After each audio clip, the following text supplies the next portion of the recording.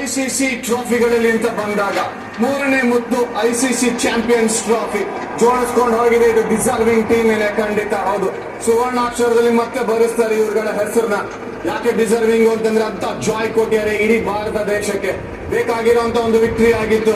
ಅದು senior cricketers ಗಳು perform ಮಾಡ್ತಾ ಇದ್ದಂಗೆನೆ ಇಲ್ಲಿ ಇಡೀ ಟೀಮ್ ಕೂಡ ಒಗ್ಗಟ್ಟಲ್ಲಿ ಸೆಲೆಬ್ರೇಟ್ ಮಾಡ್ತಾ ಇರೋ ಸೀನ್ಸ್ ಮಾತ್ರ ಇದು ಸ್ಮರಣೀಯನೇ.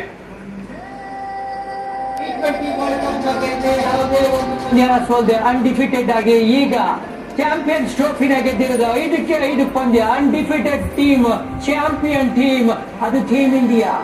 ಟೋಟಲ್ ಟೀಮ್ ಎಫರ್ಟ್ ನೋಡಕ್ ಸಿಕ್ಕಿದ್ದು ಈ ಒಂದು ಚಾಂಪಿಯನ್ಸ್ ಟ್ರೋಫಿನಲ್ಲಿ. ಬ್ಯಾಟ್ಸ್ಮನ್ ಅವರು ಕೆಲಸ ಮಾಡಿದ್ರು, ಬೌಲರ್ಸ್ ಟಾಪ್ ಕ್ಲಾಸ್ ಎಫರ್ಟ್. ಹಂಗೆ ಹೇಳ್ತಾ ಮ್ಯಾಚ್ ಗಳನ್ನ ಗೆಲ್ಸ್ಕೊಟ್ಟಿದ್ದಂತ ಪ್ಲೇಯರ್ಸ್ ಗೆ ಪ್ರಭಾಸ್ ಹೇಳಲೇಬೇಕು. ಮರೆಯಲಾರದಂತ ಕ್ಷಣಗಳು ಇವೆಲ್ಲ. ಯಾವತ್ತೂ ನೆನ್ಪಿಟ್ಕೋತಾರೆ ಈ ತರ ಗೆದ್ವಿ ಈ ಒಂದು ಟೂರ್ನಮೆಂಟ್ ಅಂತ. ಸುಮಾರು ಜನ ಸೀನಿಯರ್ಸ್ ಪ್ರಾಬಬ್ಲಿ ಇವತ್ತು ಕಡೆ ಪಂದ್ಯ ಆಗ್ಬೋದಾ ಅಂತ ಊಹೆ ಕೂಡ ನಡೀತಾ ಇದೆ. ರೊಕ್ಕೋ ಜೋಡಿ ಮತ್ತೊಮ್ಮೆ ಟೈಟಲ್ ನ ಗೆದ್ದಿರೋದು. ರವೀಂದ್ರ ಜಡೇಜಾ ಇನ್ನೊಬ್ರು ಆ ಪಟ್ಟಿಲಿ ಕಾಣೋದು. ಅದಾದ್ಮೇಲೆ ಮೊಹಮ್ಮದ್ ಶಮಿ ಬಗ್ಗೆ ಚರ್ಚೆ ನಡೀತಾ ಇತ್ತು. ಬಟ್ ಈ ಮೊಮೆಂಟ್ ಎಂಜಾಯ್ ಮಾಡುವಂತ ಮೊಮೆಂಟ್, ಈ ಮೊಮೆಂಟ್ ಸವಿಯೋ ಮೊಮೆಂಟ್. ಹಾಗಾಗಿ ಇಡೀ ಇಂಡಿಯಾ ಸೆಲೆಬ್ರೇಟ್ ಮಾಡುವಂತ ಒಂದು ಮೊಮೆಂಟ್. ಸೂಪರ್ ಸಂಡೇ ಆಗಿದೆ ಇವತ್ತು ಇಡೀ ಇಂಡಿಯಾಗೆ ಈ ವಿಕ್ಟರಿಯಿಂದ.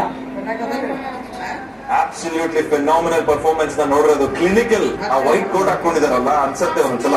ಕ್ಲಿನಿಕಲ್ ಪರ್ಫಾರ್ಮೆನ್ಸ್, ಕ್ಲಿನಿಕಲ್ ಪ್ರದರ್ಶನ. ಚಾಂಪಿಯನ್ಸ್ ತಂಡ ಹೇಗೆ ಆಡೋದು ಅನ್ನೋದನ್ನ ತೋರಿಸ್ಕೊಟ್ಟಿದ್ದಾರೆ.